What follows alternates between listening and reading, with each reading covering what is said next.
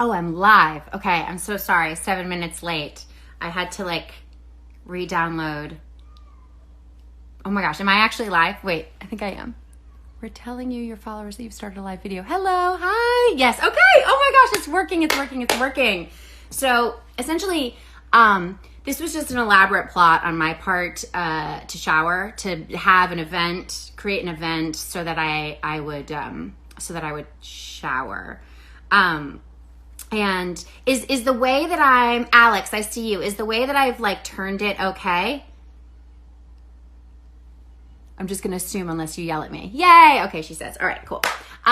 So here we are, folks. Here we are. This has been wild, and I've had an interesting week. I was in the UK. I was filming Jurassic, and we went on hiatus, temporary hiatus, and flew back from the UK home.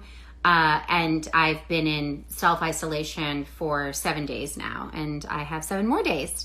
I feel very, very, very grateful that I'm able to see my children through the window, but it's been a lot for everyone. It's been a lot for everybody.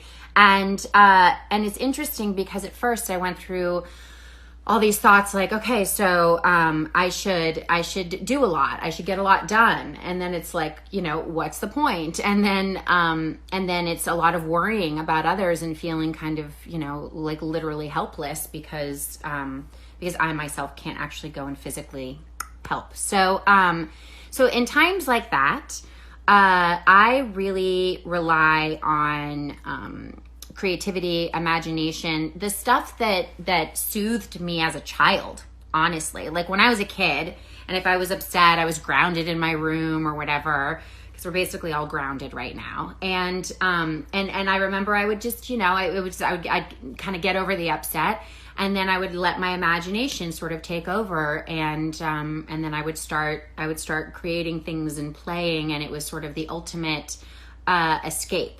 And so for me, I've been this week doing a lot of writing on some days, other days no writing. But I've now kind of 7 days in, I feel like there's a little bit more of a routine. And I thought, if I do an Instagram live, I'll shower and I can maybe share a little bit, and even better, hear what all of you are doing. So I want to hear about all of your routines, your creative practice, your writing, your imagination, just kind of the things that you're doing to keep that going, but more than that, allowing that to be something that is a respite for yourself. So, okay, without further ado, I made little notes. All right, so one thing that I will say is the most important thing is that you don't have to do anything.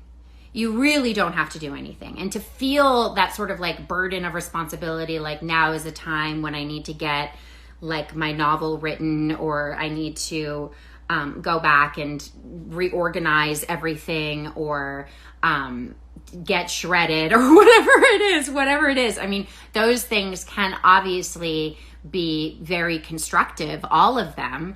But also the pressure of having yet one more thing to do can be equally debilitating, and and then there's the feelings of shame and all of that when you don't actually do it. And so I just want to say, for those of you who are listening, who are creative individuals yourself, which everybody is creative. But for those of you who already have a practice in place, that this is not me saying do it. This is just me saying this is sort of what I've been doing for myself, which has been, kind of successful, but also not perfect. So hold on one second. Sorry, little text from my best friend. They're listening to Winnie the Pooh right now. It's my goddaughter. Okay, so that's just important. There's a lot of pressure to make a product during this time, but there is happiness and joy and relief in the creative process. And so I wouldn't necessarily, this is going to be a little bit contradictory because I'm going to say things like creating deadlines and whatnot, but I wouldn't actually be so intense about your deadlines. And feeling like, like, oh, I didn't make it or whatever. Like, just be super gentle. Be really, really gentle with yourselves. Oh my gosh, I'm a little bit, it was the hot shower I just took. Okay. All right. So, couple of things. So that all being said, this is for those of you who want to have a structure, who are craving something, who are just, listening because you're totally bored, whatever. Hopefully this is a little bit helpful. So, all right. So for me, I kind of early-ish in the week, I was like, okay, here's a couple of books that are, soothing to me. And then here's a couple of books that I haven't really picked up for a while. And I started to look at some of them, and every morning I would sort of open up a different book and just sort of read and reflect, if it was actually relevant or whatever. And I have the two books. I'm gonna mention two books right now that have been particularly helpful to me. And I actually teach a class at New York University in Tisch. And these two books are on my syllabus for my class. So here's one, Daily Rituals, Women at Work. And men, you'll love this too. It's great. It's great. It's so fascinating. Such a great resource. And it's more than anything, it's really helpful because you basically are reading these accounts of all of these, writers and poets and dancers and incredibly creative individuals who you've looked up to forever. And then you learn what their routine is, and there's some things that you borrow. And then there's a lot of things that you're like, oh, it's not actually as punishing as I would have thought, or they only, they don't necessarily do it every day, or, whatever it is. It just sort of enlightens you to, not everyone is a creativity machine, and I'm certainly not. And a lot of my friends kind of like perceive me as if I am that way. And I should say, like, this week has been a perfect example for myself, where I'm like in this room for 7 days without my family, without friends. And I have gotten stuff done, but there's also, it's like when I've got a 13-year-old and an 8-year-old, and you sort of fantasize about being home alone, like without your children, what you're going to get done. Well, here's the answer. Some, but not everything that I would think. Okay. So anyway, I'm just going to read what this is. 143 artists on how they paint, write, perform, direct, choreograph, design, sculpt, compose, dance, etc. And this is by Mason Curry. And they're short. They're relatively short excerpts, as you can see here. So I'll just kind of in the morning wake up and then just read through something, or I'll read it at night, and it's soothing and it gives me ideas.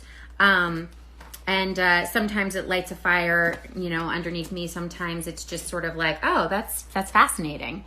Another book that I've really, really gone to again and again and again, that helps to kind of contextualize my own creative and artistic practice, is Big Magic. Big Magic. Some of you might know about this book by Elizabeth Gilbert, Creative Living Beyond Fear. I cannot tell you all how much I love this book. I've read this book a couple of times. I pick it up often. I've listened to the audiobook. I've gotten excited about other people listening to the audiobook, and I'll listen to it again with you, beside you, or in the car. So I just absolutely adore this book. Here, let's see, maybe there's a description that would be helpful. Yes, okay. Readers of all ages and walks of life have drawn inspiration and empowerment from Elizabeth Gilbert's books for years. Now this beloved author digs deep into her own generative process to share her wisdom and unique perspective on creativity. With profound empathy and radiant generosity, she offers potent insights into the mysterious nature of inspiration. There are some incredible stories. Whether we are looking to write a book, make art, find new ways to address challenges in our work, embark on a dream long deferred, or simply infuse our everyday lives with more mindfulness and passion, Big Magic cracks open a world of wonder and joy. So this is just, I cannot recommend this book enough. And yes, you can listen to it on Audible as well. So basically, one thing that I kind of started this off by saying, like, don't worry about deadlines, but I'm going to talk a little bit about deadlines, or just sort of guidelines for yourself. So if you say, okay, if you pick out a book that you're like, okay, this is a book that I could read. I'll just share what I do. I'll share what I do. Okay, so I take out a book and I'm like, oh, this is a book that I'd like to read. And so then I'll say, like, all right, so I'm going to be here for 7 more days.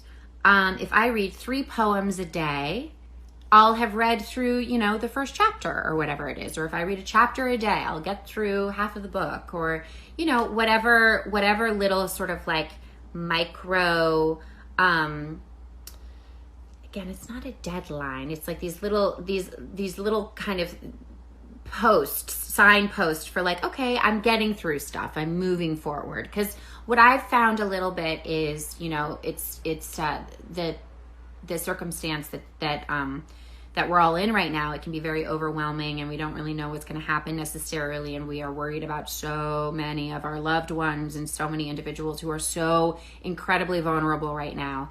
And that is an all-consuming feeling. And so just by saying, like, okay, it's almost like a little bit of a checklist for yourself. I'm just going to do this. I'm just going to read 3 pages per day. That's just a thing that I'm going to do. You might find that that's something that is ultimately nourishing and helpful. Something else to mention. I should have brought it out. Do I have it here? The Artist's Way. The Artist's.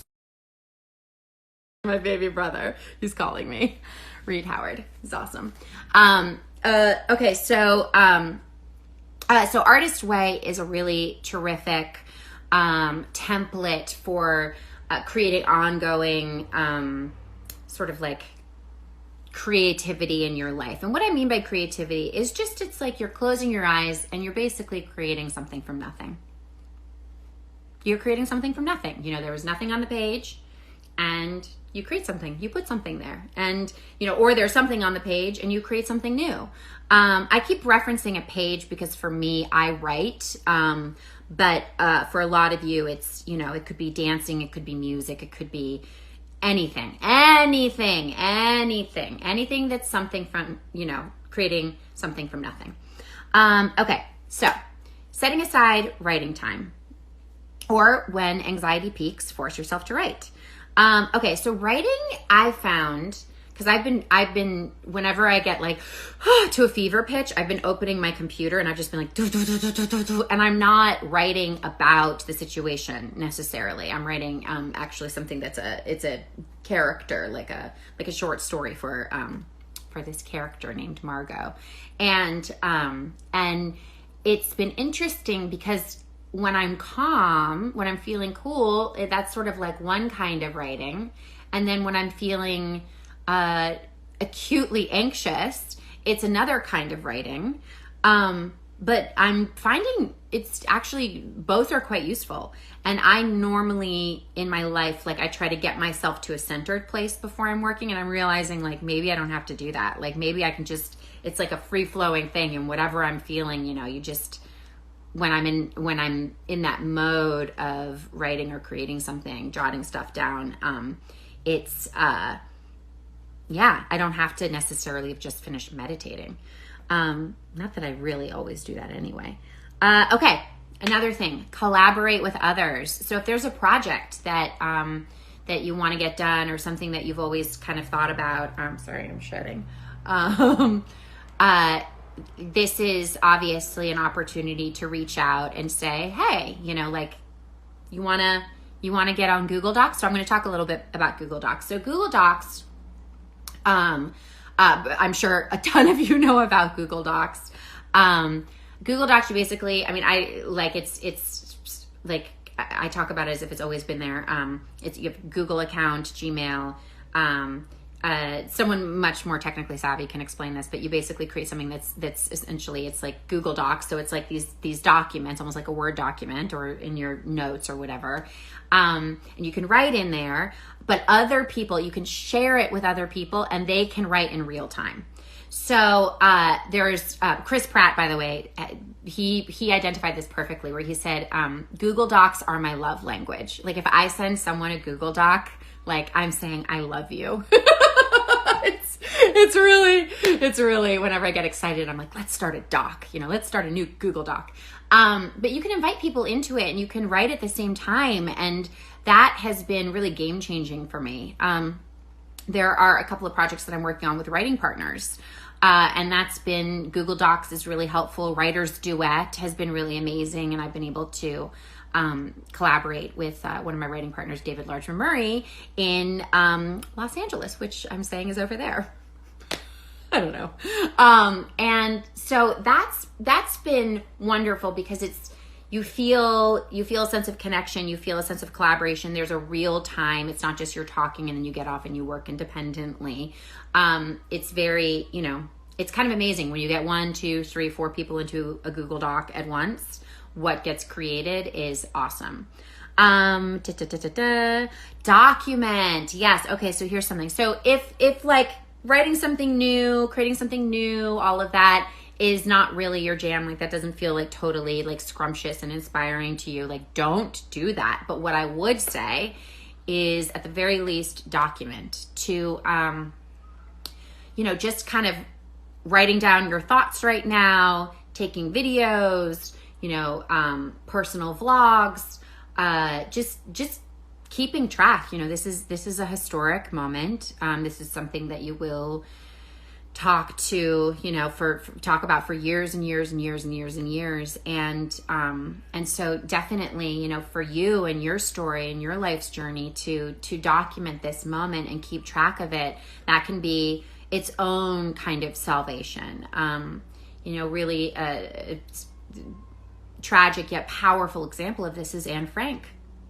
Anne Frank documented her experience in hiding, and thank God. That gets me emotional. People, man, human beings are incredible, unbelievable. Okay, so another incredible example is in a book that I would recommend right now, Viktor Frankl's Man's Search for Meaning. Oh my gosh, it's an astonishing book, and it's his account of surviving the Holocaust. But really, it's more.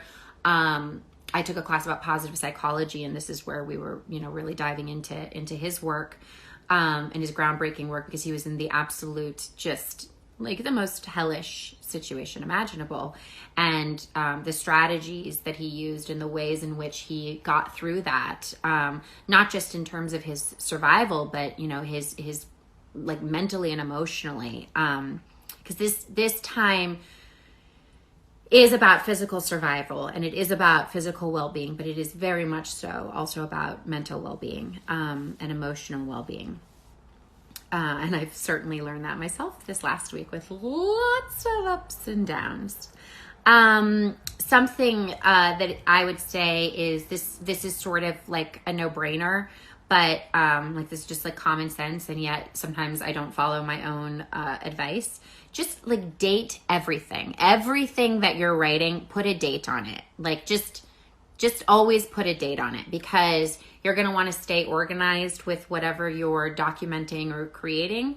And sometimes things can get like very unwieldy, and or even if you have one document, like one Google Doc, and you just, for every day, just put a date and then another date. Hope this is helpful. I'm like, date your documents. Yes. Okay. And then what I would also say is, when all else fails, write letters to your loved ones. Something that is really powerful to start with is I remember.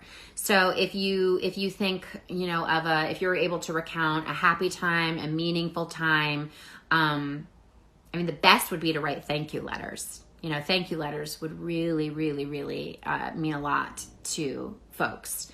So I would just recommend reaching out to your loved ones, writing letters, writing accounts of things that you have shared together in the past, so that you can, kind of re-experience it together.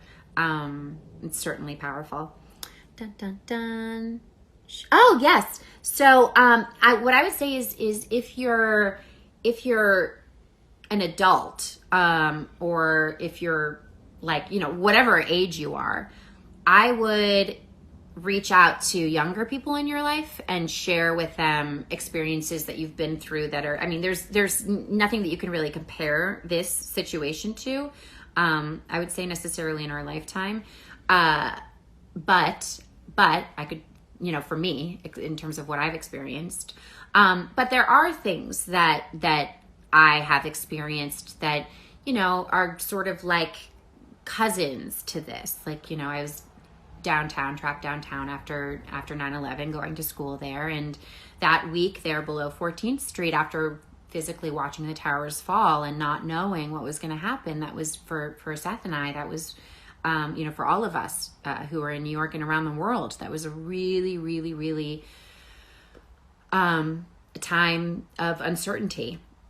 And so share, for instance, my, and I was just leaving, or I was at NYU at the time, and just close-ish to leaving. I was a junior.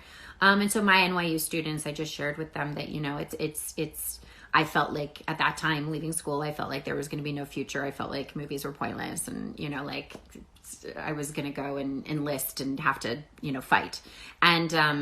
And so just being someone who's 39 years old, being able to talk to my, 20, 21, 22-year-old students and say, like, listen, there is a future beyond this, and to soothe them, because of that personal experience, that's a very limited thing, what I'm talking about right now. And I'm sure all of you have so much more to share with your loved ones, but that's just something that I think could potentially be, helpful for our kids, for the young people in our life, just to reach out and share, what we've experienced in the past.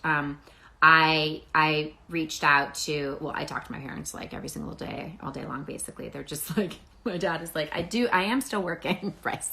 I am still working.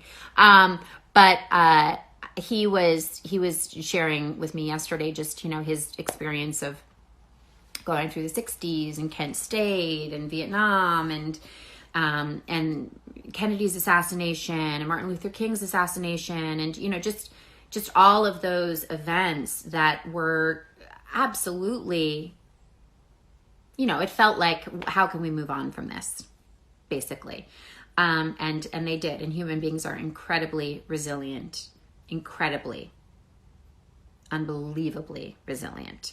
And so we can look to history. We can definitely look to history. If you're younger, reach out to the older folks in your life and ask them what you want to learn. Ask them what you're curious about. Definitely seek to understand this moment for yourself, because otherwise it's just a lot of going online and reading the news. And so talking to people who are older than you, or if you are older than someone, having a conversation with someone who's younger, to just sort of bridge the generation so that we don't all feel alone in this. Okay, so okay, so there's a couple of wonderful questions that some folks have asked in advance, and so I'll wrap it up with this. So there's a few questions here. So and again, just to reiterate, and for those of you who weren't on in the beginning, I teach a class at NYU, and the class is called Making It and Mastery, and it's basically we all want to make it, but really the name of the game is mastery. I mean, making it is part of it too, for sure. It's just something that you can control less, whereas mastery is something that you can really control. So so these, just know these are some questions I'm always going to kind of be answering from that place. By the way, if any of my students are watching right now, hello, and I hope you are all very, very well, and I miss you and adore you all. You're spectacular. Okay, so what do you do when you're hitting a creative block in a time of crisis? And this is from a gentleman named Dustin, or someone named Dustin. So what do you do when you're hitting a creative block in a time of crisis? It's creating regularity. I think it's like it's this new normal that we have right now. And we don't want this to be normal. Like, we're like, no, please, we don't want this to be our future. But we don't know what it's going to be like. We don't know how this is going to turn out. So creating a routine and a rhythm for yourself, that will allow you to kind of get into that habit and that practice of like, you're jotting stuff down, you're taking a time out during the day to actually move or create, or, you know, we're seeing all these absolutely extraordinary and inspiring videos from Italy, folks singing on their balconies to one another, reaching out and connecting. And so the more that can be part of your day-to-day routine, that's how I get through blocks. Blocks are, you sort of want to like prevent a block way in advance by having a routine that makes it impossible for you to experience a block. And so more, it's like when I'm experiencing, it's not a block, it's just I'm like bad for a little while. Like I'll start to not be like, I'm like, this isn't working. But just getting through it is sort of the task at hand. How are you creative with limited supplies and whatever you have at home? This is from Mariah. Great question, Mariah. So, gosh, it has to do with what is the thing that you're most into, right? So for me, if I didn't have a pen and paper, that would be really tricky for me. That would be difficult. I would probably at that point, you know, I'm like, if I don't have a pen and paper, I'm going to use my phone. I love that that's the plan B. Even just recording my voice is something that I would want to do if I didn't have a paper and pencil. But honestly, what I would say is that, what is it? Necessity is the mother of invention. If you don't have access to something, look around with new eyes. We're so used to grabbing the thing that we need and want and like exactly that thing, as opposed to looking around and being like, this could be that. Yeah, you know, I'm just kind of being in my situation right now, you know, it's sort of, and I'm not wanting there to be supplies or anything passed from our house to here. It's for sure there's been lots of stuff that I've been like, this works for that. Oh, I can use this for that. Oh, that's interesting. So that's something that I would just like lean into that. Let that be something that allows you to discover a new way of creating, working, being, expressing yourself, because of the limitations. And also I should say, like, I'm wanting to be positive through this. Like it's impossible to not acknowledge the how devastating this is for all of us, and specifically for those who are incredibly vulnerable at this moment, physically, financially, emotionally, you know, whatever, traveling, whatever it is. And so it's like, it's hard sometimes. I don't want to be positive, and yet somehow that like undermines the fact that is like very serious things are happening right now, and we need to support one another.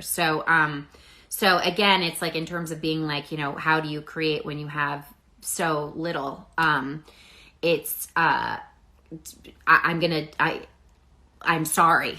You know, I'm so sorry for all of us that we don't have access to many of the things that we need right now. And so that it's important to acknowledge that. And then the next step is to say, okay, how can those limitations somehow free you? You know, what new thing could be discovered that would never have happened before if you had access to, you know, the oil paints or whatever. Okay, so here is Valeria. How do you stay motivated? I would say it's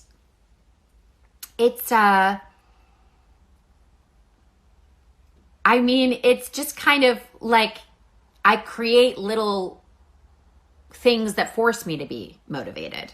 Like, how I said I was going to do an Instagram live, so I had to be motivated to shower. I showered once last week. I mean, I admitted that. And so I was like, I need to shower. Now, I've wanted to do something as well. But honestly, it's like, as you can see, I was like very warm at the start of this Instagram live because I was sweating because I just run out of the shower.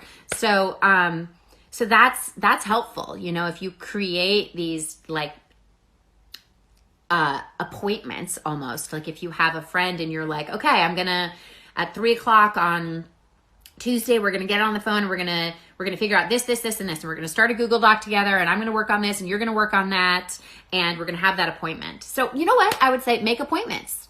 How to stay motivated to make appointments, because it's very hard to stay motivated. It's much easier to just have to do something, you know, to assign yourself like, oh, you're gonna have to show up in this way. And then that just keeps the motivation naturally going. I just had a great workout session with Simon Waterston, a gentleman who just joined Instagram. I'm very proud of him. Simon Waterston Performance is his tag. And he, you know, just making the appointment with Simon means I'm going to be working out, you know, like that's going to be happening. And so that's just one example. Okay. Oh yeah. How are you staying physically active? So I use that as an example. It doesn't mean that there's so much incredible stuff online, that you can do, but I would just say to make the appointment for yourself. The New York Times has this like 7-minute workout that I really like. And I'm fortunate because I'm in my kind of like, this is an apartment above our garage, and downstairs is, like we use our, garage space as a like workout situation. So I have some equipment, which I'm super, super stoked about, but you don't need equipment to work out, like for sure. Your body weight is amazing. And something that Simon said this morning was, he was like, you know, it's like we all went into this one way. The question is, how are we going to come out of it? Like, who do we want to be once we're all leaving self-isolation, quarantine, social distancing? Who are the people that we want to become during that time? And I found that to be very, very, very motivating.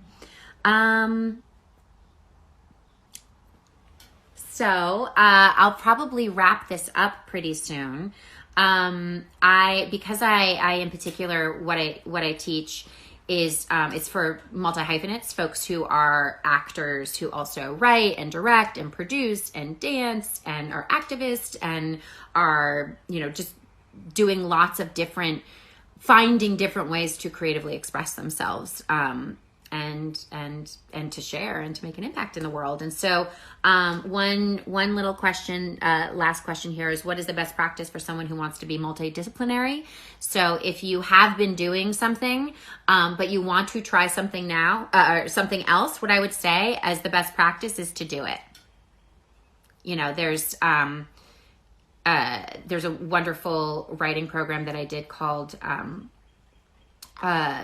Writer's Boot Camp, run by this guy, Jeff Gordon. He would always say the secret to writing is writing. So just by starting. But again, in order to start, I mean, you don't need to do anything in order to start, but you know, having little kind of readings that you're able to pick up, that can hopefully inspire you is something that definitely motivates me. Listen, I'm gonna sign off soon. I really appreciate all of you for joining. We're so lucky that this is happening during a time when we are able to still connect with one another. Otherwise, I would truly be going crazy. Make sure to take care of yourselves, your loved ones. The best way to take care of yourself and your loved ones are to socially distance yourself. And I would just say, you know, like, yeah, just be here. Be here. Be here in the world right now. And get a piece of paper, get your instrument, get a paintbrush, and start doing it, because that's one of the things that is, it's one of the best gifts of being a human being, is that we get to create stuff. And so I'm really looking forward to seeing, reading, and experiencing your creations. Please, please, please feel free to share. I don't know all of the rules with Instagram. I don't know if it's about like reposting or DMing or whatever, but I'm so eager to experience everything that you all are working on and creating. And thank you so much. Thank you so, so, so much. Okay. Dun, dun, dun. How do I stop it, everyone? How do I stop it? End. Okay. Mwah.